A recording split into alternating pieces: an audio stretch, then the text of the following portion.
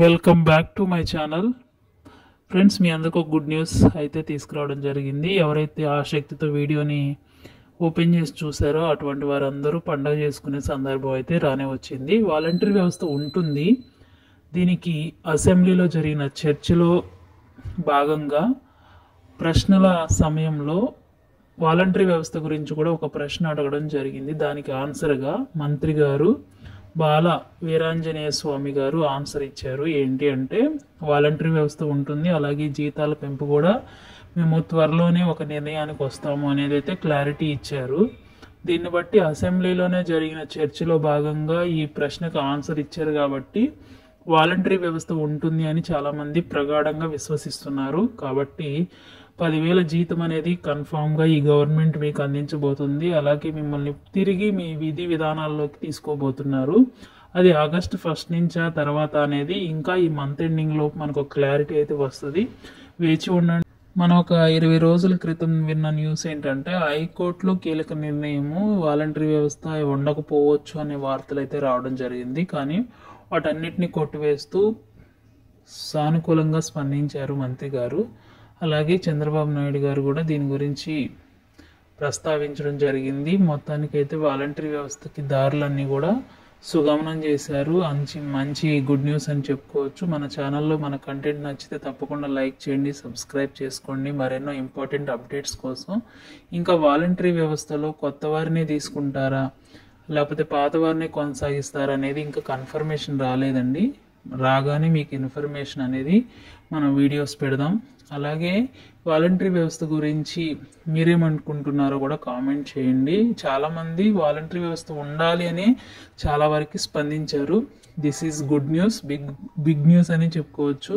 చాలామంది నిరుద్యోగులకు కూడా ఇది ఓరటగా ఉంది. చాలామంది హ్యాపీగా ఫీల్ అవుతున్నారు. ఆంధ్ర ప్రజలందరూ కూడా వాలంటరీ వ్యవస్థ ఉండదేమో అని చాలామంది బాధపడ్డారు. కానీ మీ బాధకి మీకు ఒక సొల్యూషన్ అయితే దొరికింది. అసెంబ్లీలో బాల వీరాంజనేయ స్వామి గారు అయితే దీని గురించి ఒక clarity and clear cut information అయితే మనకు రావడం జరిగింది. అసెంబ్లీలో చాలా చర్చలు జరుగుతున్నాయి. దానిలో ప్రధాన అంశంగా వాలంటరీ వ్యవస్థ గురించి జరిగింది.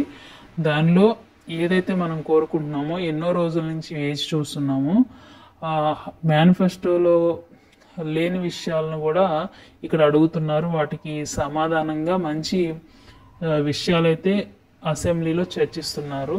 అంతా దేశ అభివృద్ధి కోసము ఆంధ్ర రాష్ట్రాన్ని ఏ విధంగా అభివృద్ధి చేయాలి, పేదవారిని ఏ విధంగా ఆదుకోవాలి, ఒక మంచి సమాజాన్ని ఎలా స్థాపించాలనే విషయంలో అసెంబ్లీలో మంచి చర్చలు జరుగుతున్నాయి. చాలా హర్షించాల్సిన విషయం. మనకి రానున్న రోజుల్లో ఆంధ్రప్రదేశ్ డెవలప్ అవుద్దని మనం ఆశిద్దాం. అలాగే వాలంటరీ వ్యవస్థను కూడా కొనసాగిస్తారు.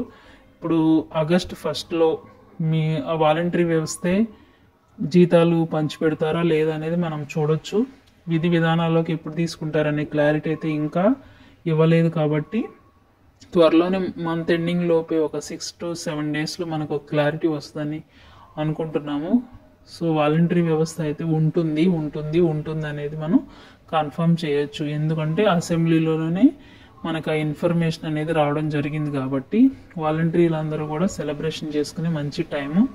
కానీ ఏ విధంగా తీసుకుంటారు, దీనికి ఒక నోటిఫికేషన్ విడుదల చేస్తారా, ఎలా తీసుకుంటారు అనే దానికి పూర్తిగా ఇంకా మనకైతే ఒక జవాబు అనేది మాత్రం రాలేదు.